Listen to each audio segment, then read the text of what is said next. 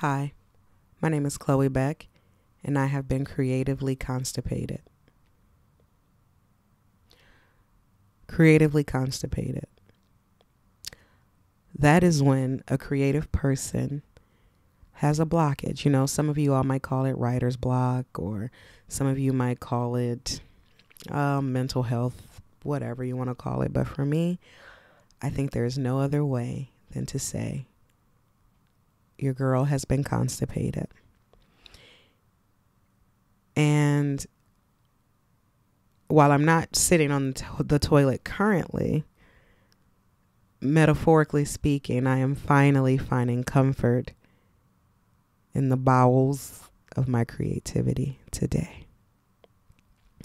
Now, I can't just drop a whole shit statement like that without going back as to why I have been suffering from creative constipation. And some of you know, I alluded to it in that first little teaser.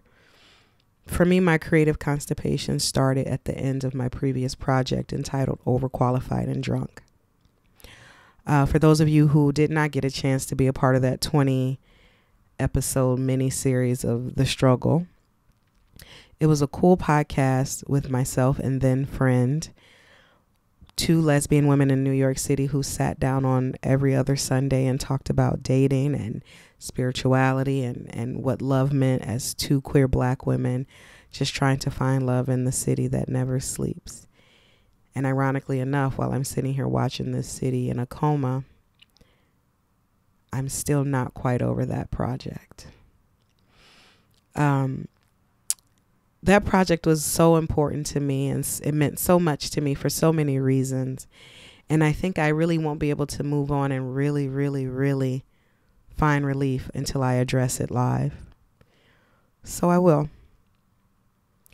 And I say that because history repeats itself, and I refuse to ever have that particular history repeat ever again in my life. And for the years that I haven't done another project, I assumed the way to avoid that kind of hurt would be to just not create. But man, has it hurt me not to create. It's hurt me with every false start. It's hurt me with every teaser. It's hurt me with every time a previous listener said, "Where are you? We miss your voice. We want you. Just pick up, just pick up, just pick up." And I couldn't pick up. Right? Like I couldn't pick up because for those of you who got to listen, it was just a show, right? Like, you know, one season ends, another one begins, or if one show ends, you find another. But for me, it was my life. It was my friendship. It was what I thought was my ticket to the life I always knew was for me. It was for me to be Lena Waithe. It was for me to be Issa Rae. It was for me to be Whoopi Goldberg. It was for me to be everything but being comfortable as Chloe. We're going to pin that for later. But that podcast was the first time where people who didn't have to appreciate me, didn't have to like what I was saying, didn't have to be that friend who always supports what you do. That project allowed me to know that if strangers can tune in and buy in and be present in the work and in the story and in the struggle of my then dating life, that I did have a voice, that I was someone who could share and touch and make laugh. And when it all came crashing down, and like, not only did I lose someone who I thought was one of my best friends, I lost my window into that dream. And it broke me. I've had a lot of mourning in my life. There's a lot of people who've left me. There's a lot of narratives that are no longer, that I still grapple with. But losing that podcast and losing that project and losing that friend still feels almost unfixable. Like nothing will ever make that okay. But today, as you listen, what I'm learning is that it's okay that I'm not okay about what was. It's okay that what I thought was the perfect series or the perfect concept is no longer an option. It doesn't mean that I can't create another. Just like Chloe Beck, created that vision, came up with most of that content, produced it, put it out, carried it. I can carry anything I put my mind to. And this time, I don't have to carry anybody else with me. I get to choose who comes on. I get to choose who speaks. I get to choose the time, the topic. I get to drive. So I'm going to eulogize Overqualified and Drunk for the last fucking time. For the last fucking time. For the last fucking time. I'm going to say what I need to say, and I'm going to let it go. You guys ready? Yeah, bitch, we ready. Okay. Two black educated. Save that for later. Two black educated women, both happen to be queer, both happen to be living in New York City at a specific time in life, found each other, found friendship, found connection, found a community. They went on dates, not with each other, contrary to popular belief. They went to church. They got drunk. And they just talked. They talked about all the things that come along with being an educated 30-something trying to find a perfect fit. It showed them. It showed their insecurities. It showed their blind spots. But most importantly, it showed their friendship. It was Molly and Issa before Molly and Issa. It was honest. It was cute. It was uncut. It was raw. It was good. It was so good. You hear me? It is so good that new people in my life I let listen to it, and I fall in love with that project all over again because I get to listen to it. Now removed and not full of the hurt of it, I get to listen to it as a consumer of content, and it was fucking good. But what that project didn't have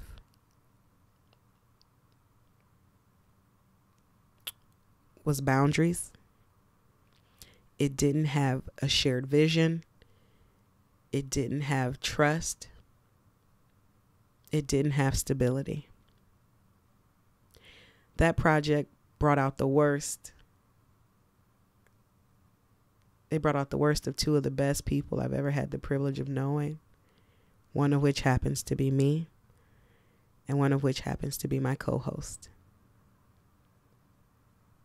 We weren't aligned. We weren't aligned in our vision. We weren't aligned with the time, the commitment. We were selfish. I was selfish because I'm like, I saw it. I saw the end. I saw the greatness. I saw if we would have just kept going, how great it would be today. I saw it. My co-host, what is with me? My co-host saw this as one of, not the end all be all, but just one of the many things that she could write down in her list of things that she had accomplished. It wasn't her dream. It was fun until it wasn't for her. And I cared more about the project than our friendship. And I suspect she cared more about the friendship than our project. And if that's not discourse, I don't know what is.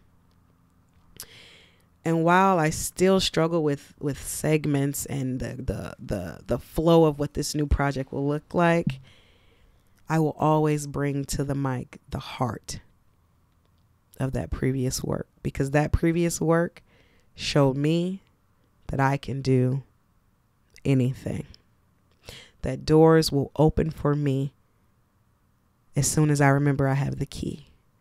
That my voice, this storyteller, this EGOT in training, EGOT for those of you who are not with it, Emmy, Grammy, Oscar, Tony winner, I have everything I need. And I'm smiling like I've never smiled before, because even if this shit fails, my queen bee just spoke today to the class of 2020, and she summed it up so beautifully. She said, you know what? I won 24 Grammys, but I lost 46. There will be wins. There will be losses. And she told me to bring my queer, authentic, awkward self to the mic and just be. So here I am. And I will always carry that project with me as a lesson and a blessing. And I hope that forever and a day, overqualified and drunk will rest in peace. And you all get to know me, Chloe, in quotes, Zora, Beck. And you will join me on this journey of what it means to be insequeer. And while I don't expect this to be just for queer, alphabet mafia, LGBTQIAA plus and the like, I want this to be for everybody, because I'm for everybody. I'm a woman. I'm black. I'm educated. I'm ratchet. I'm funny. I'm fragile. I'm fierce. I'm lonely. And most importantly, one of my favorite qualities about me, I'm insecure as fuck. You hear me? I am so insecure. I'm so insecure. Like I mean, if you were to reimagine the dictionary and you scrolled over, or I mean, it's who uses a dictionary? You Google that shit and you look up insequeer, I want you to see this black face. I am insecure, and I'm going to work through that shit on this podcast, and I'm going to own that shit, and I'm going to invite you to tell me about your insecure shit.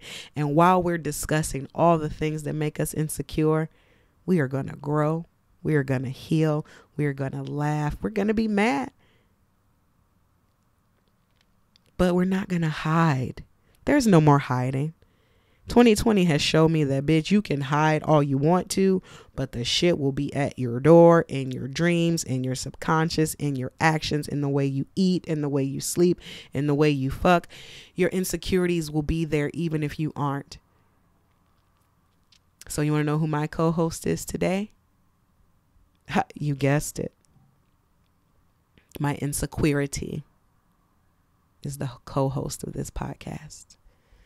I don't have all the particulars figured out. I have a few ideas. I'm going to test some shit out. I'm going to need y'all to ride with me. I'm going to need y'all to shout me out and say, hey, bitch, keep that, lose that. I'm going to build it. You know, because one of the main reasons why I did Overqualified and Drunk, even though that bitch is resting in peace, R.I.P. Is because I did not see myself in any of the content. Nothing looked like me. Nothing thought like me. Nothing embodied me. And that's when I remember, why would I be looking outward to find what's in? So, thank you for coming to my pre-TED Talk. Thank you for clicking, liking, subscribing, doing all the things that you do to get a bitch to where she needs to be. And thank you for taking a chance on good old insecure ass, questionably me. I keep saying stay tuned, but at this point, I'm pretty sure you're tuned in. So I'll see y'all later or whatever. Black lives matter.